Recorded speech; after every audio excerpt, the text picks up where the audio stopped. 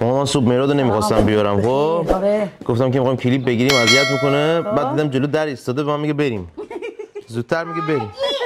الانم سویچ بابا رو گرفته. میگه حاجی نمک صورتی دارن. مهراد چه با تعجب نگاه میکنه. روغن کنجد. چی با کنجد بود راستی شو. ما شکر چی گرفتی؟ شکر بله. حالا بگو نه شکر چی؟ استویا. استویا.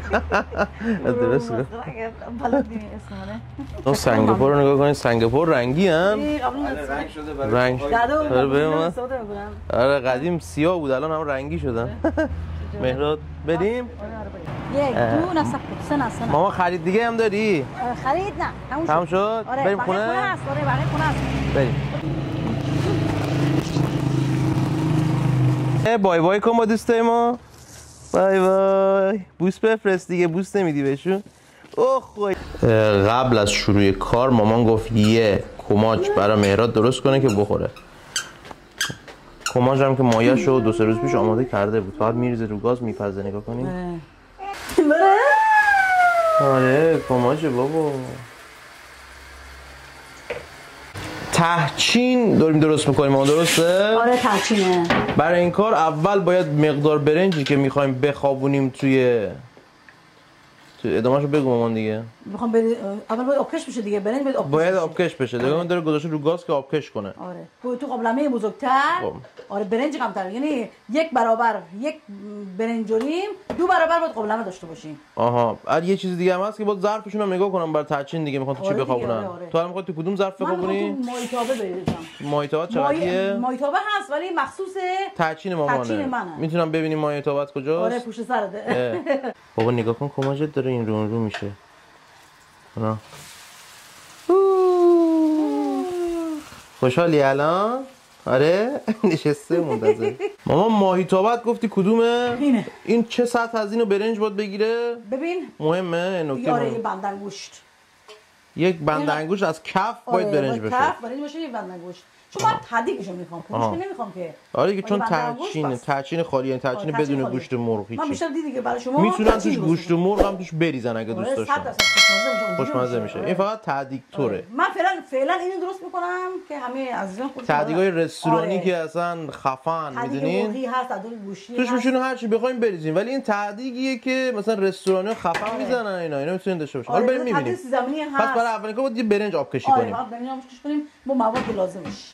دلتون برای من تنگ شد نبینیم من تو ولاگ دلتون تنگ میشه دیگه. چه خبرها خوبین؟ سلام خسته نباشین. اومدیم با یک آشپزی بسیار ویژه. اینو ما خیلی خوب بلده گفتیم بریم تو حیاط درست کنیم که یکم براتون تنوع بشه اینا. رفتیم که همجوری روغن کنجد خریدیم. اگه روغن کنجد نداره میتونن از روغنای دیگه استفاده کنن اون. آره میتونن. اون روغنایی که واقعا به بچه‌ها آسیب نزنه. آره بچه‌ها میخورن خانواده میخورن آسیب نزنه دیگه. روغن هر روغنی پس میتونه باشه. مهم نیست. مثلا از کره استفاده میکنم. از کره محلی استفاده میکنه مامان. خب حالا داره که از روغن کنجد استفاده میکنه. اولی که این مثلا یه جور تهچین شما گفتیم همونجوری مامان الان تازه گفت هر چیزی میتونین بهش اضافه کنین بپزین اما ته‌دیگش واقعا بی‌نظیر میشه. یه چند تا نکته خیلی خفن داره خب که اگه انجام ندیم باعث میشه اون بوی زغم بده یا مثلا طعمش خوب نباشه. خب بریم ببینیم مامان از چه چیزایی استفاده میکنه. من اولی که ماست. آره. چقدر ماست؟ یه کاسه ماست. چه ماست معمولی کره‌ای مامان چه ماستی؟ من الان میرم جلوم به شما نشون میدم.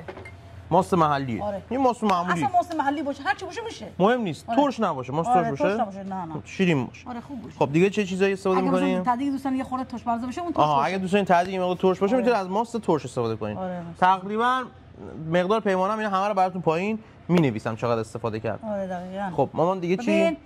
زیره است. زیره بستگی به ذائقه‌شون داره. ذائقه‌تون ذائقه ما مثلا خونمون میخورن همه دوست دارن و برنجو گرم میکنن. برنجو واسه گرمی برنج میشه دیگه. این چیزا همه که این هست برای چیز. خب چقدر بذار من بیارم جلو که قشنگ ببینم میخوای زیره اضافه کنی الان. اول باز بگو تو چی استفاده می‌کنی؟ چشمی دیگه متوجه میشم. اون چیه زعفرون؟ اون زعفرونه، این زردچوبه است. ببینید زعفرون همه استفاده میشه الان این مقدار. آره همه استفاده میشه. این زردچوبه است که به مقدار لازم میریزیم بهتون نشون میدیم و 2 تا تخم مرغ محلی. حالا میتونید تخم معمولی استفاده کنید. معمولی استفاده کنید هیچ فرقی نداره. ببین از نظر ببین زردچوبه، تخم مرغ محلی یا 2 تا چی فرقی نداره. گلاب یه نصف استکان کوچیکه. بعد اینم چیز زیره و زعفران. حالا اون زیره رو ببینیم دو نوع هستش. یه دونه زیره سبز میگن، یه زیره سیاه. آره سیاه. این الان چه زیره‌ای داره میریزی؟ زیره پلویی دیگه، همون زیره پلوییه. سر سبز دیگه من میبینم که الان سبز نیست، قهوه‌ایه. قهوه‌ایه؟ آره. چون میخواد بریزن دیگه. پس هر چی دلشون میخواد میتونن زیره بریزن. آره میخواد. بعضیا دوست ندارن اصلا نمیریزن. زیره نمیریزن. اوکی. ما دوست داریم، طعمش هم دوست داریم، چیز گرمی برنج گرم میکنه. سرد میکنه، برنج رو گرم میکنه. سردی برنج رو میگیره. سردی برنج میکنه. گیرم زردچوبه. خب زردچوبه به مقدار لازم ریخت تو ماست. چرا زردچوبه ما از بالاخره کارو میکردیم؟ چرا این زردچوبه واقعا خاصیت داره. آره. الان میگن بعضی میگن زعفرون هست چرا زردچوبه میزه، ولی خاصیت زردچوبه آره زردچوبه واسه قلب خیلی مفیده و خاصیت دیگه هم داره. آره و خاصیتش خیلی مفیده. حالا ما دکتر نیستیم نمیخوام بگیم چی شد چی نه. خب مامان تخم رو میشکنیم. تخم حتما باید جدا شکسته بشه. تخم جدا میشکنیم چون گفت محلیه. ممکنه که خراب نباشه. اون تو این غذا رو از کیت گرفتی؟ من خود درآورده. خود درآورده؟ بالاخره یه جور دیدی یاد گرفتی؟ آره دیدم. مثلا مشهدیه درست می‌کردم. خب ولی رفت اومد خونه رفیقا و اینا یاد گرفتم ولی یه چیزای خودم اضافه کردم. تخم مرغ دوم. برنج تقریبا چند کیلو گرفتی میتونی بگی مامان؟ برنج کیلو نگرفتم من چون نرمکی میزنم. چند تا نرمکی گرفتی؟ ببین به تعداد دیگه، به همون تعدادی که باید پولو بخوری. خب اینو تدیگ درست می‌کنم. من میدونم الان چند تا میخوام گرفتی مثلا؟ من الان 4 تا پور گرفتم. 4 تا پور. 4 تا برای 4 نفره. آره برای 4 نفر. 4 نرمکی. یعنی تقریبا هر نرمکی 150 گرم برنج دوستان. 100 گرم برنج. چون به اندازه 4 نفر تا چیز گرفتم. آره. خب. بعد گلاب میخوای اضافه کنی مامان؟ من گلاب اضافه. دوستان محصولات هم که برنج مال زمینای خودمونه. آره. چایی هم مال باغای خودمونه. رب انار هم که مامان خودش درست میکنه. رب انار ترش جنگلیه. آره. و محصولات کشاورز ما. آره شالیوود خواستین سایت توی پایین هست میتونید برین ثبت سفارش کنین. البته فعلا به خارج از ایران ارسال نداریم. آره. ان شاء الله که به زودی داشته باشیم. ان شاء الله که زعفرون. به زعفرون هم واسه قائنات شالیووده. آره. چه عطری، چه بویی، واقعا زعفرونش خیلی واقعا بوی زعفرون خفنه. یعنی زعفرون رو به هر چی بزنی خوشمزه میشه به نظرم.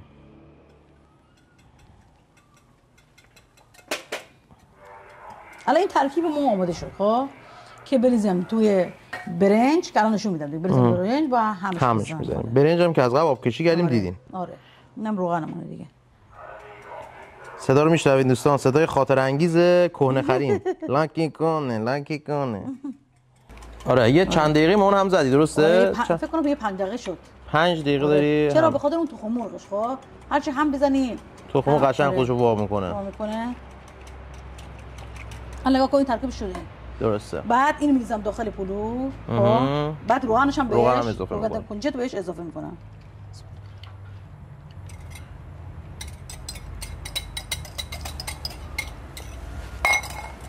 بده من اینجا هستم مامان. دستیارتم هر چقدر دستیاره با وفا.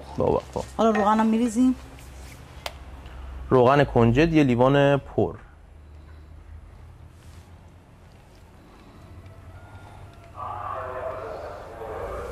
خب الان باید هم بزنیم. آره هم میزنیم. معجون خودمون چیه؟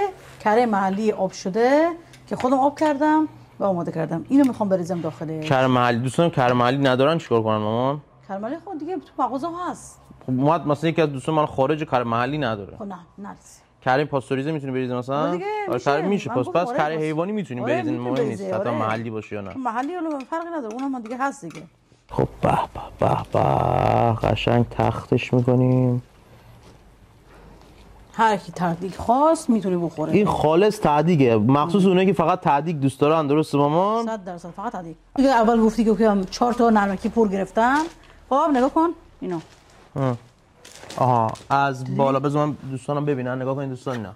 از بالا سطحش ظرفتون یک بند انگشت باید فاصله داشته باشه تو سطح برنج. خب که قشنگ تهدیگ بده. بعد یه چیزی بهتون بگم، این مخصوص تهدیگ خوراست دوستان. ما یه بار ریلز اینو ساختیم، ما نمیدونم یاد باشه یا نه، 2 سال قبل بود. ترچین رو نشون داده بودیم، چنگال کشیدیم روش. فکر کنم 11 میلیون ویو خورده بود و این من اونجا فهمیدم چقدر تو ایران ما تهدیگ دوست داریم.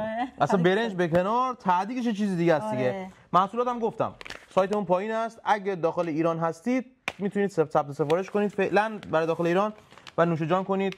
چای از دل جنگلای گیلان میاد، برنج که محصول خودمونه، همه حاصل یک سال دسترنجمونه دیگه و محصول محلی ارگانیک داریم درجه.